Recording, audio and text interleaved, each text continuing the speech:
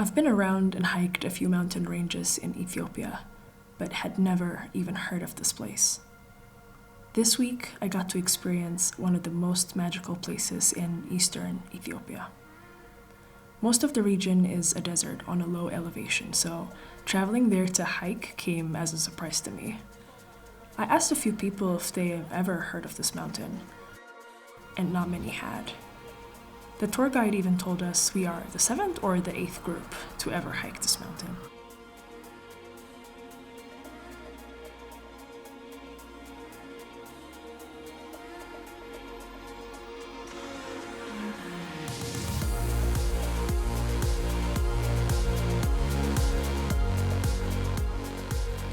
My journey began early in the morning.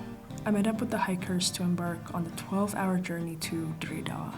Yep, 12 hours on a train. I was eager to venture on this iconic line inaugurated by the French back when it was extended all the way to Djibouti. I wanted to experience what a long train ride to Dire Dawa would look like. We got there on time and we were off to the east. Guys, how was the 12-hour ride? Brutal, huh? After a couple of hours on the train, I started to feel the climate change. I saw all the greenery slowly fade to arid lowlands. The long haul gave many of us from different backgrounds to mingle and trade stories. It was a lively, dynamic group that kept the spirit high till the end.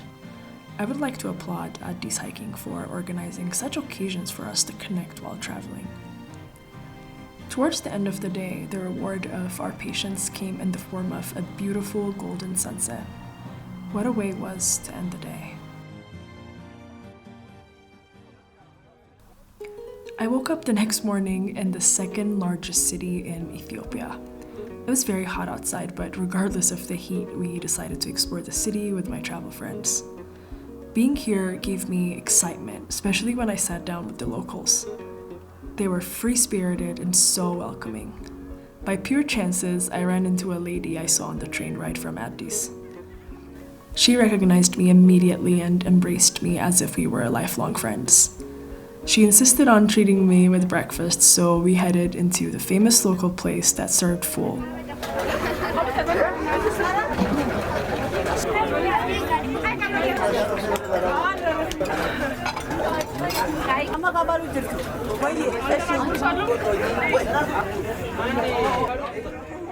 Before heading to Harar, I decided to stop by the local market where everything comes to life.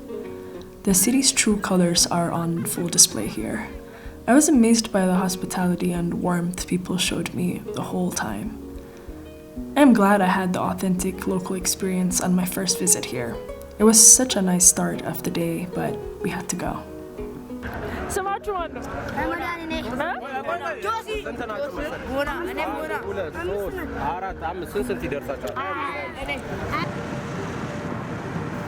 Harar.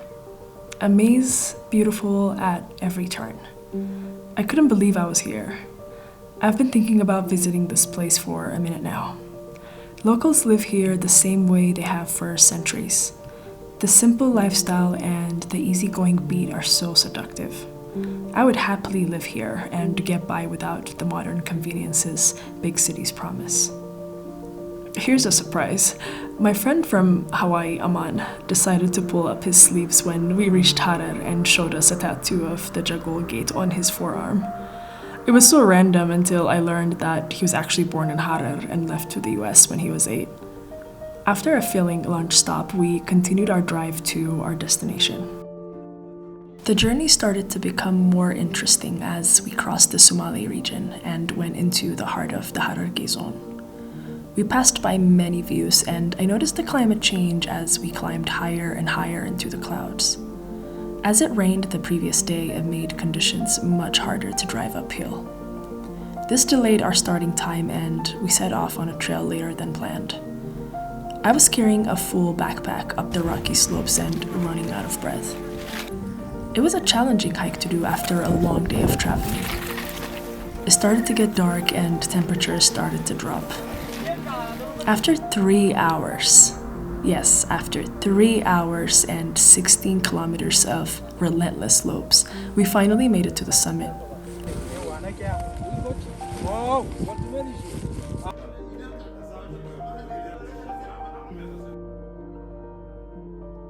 After only a few hours of sleep, I woke up with the sun right in my face. It appeared closer, bigger, and rounder than ever.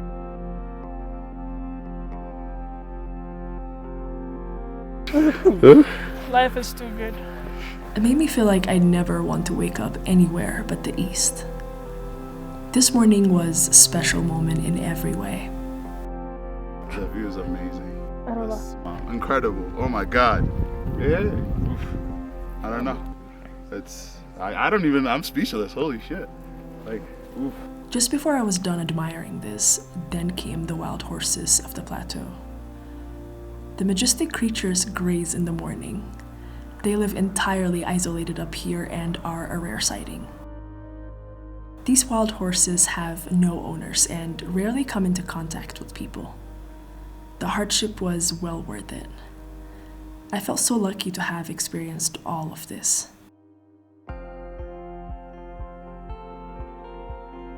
A few hours later, we hiked back down the way we came. I'm glad I got to make up for the missed views from the previous dark night.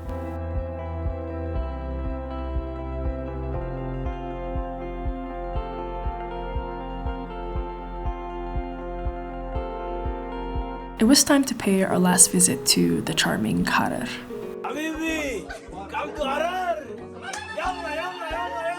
I got to spend all day and night cruising around with the most amazing people that were kind enough to show me their city. I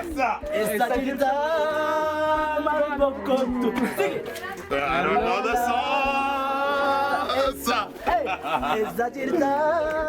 I was treated with so much love and care, I would gladly live here.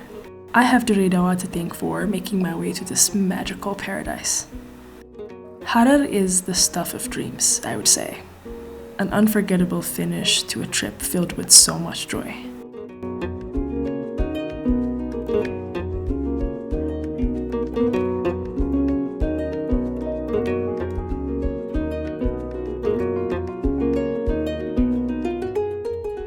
We all headed back to Dire Dawa in style and then returned to Addis Ababa where it all started.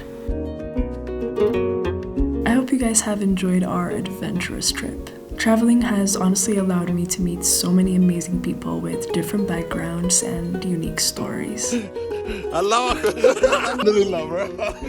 It's truly something I cannot find unless I go out of my way, like boarding a 12-hour train ride.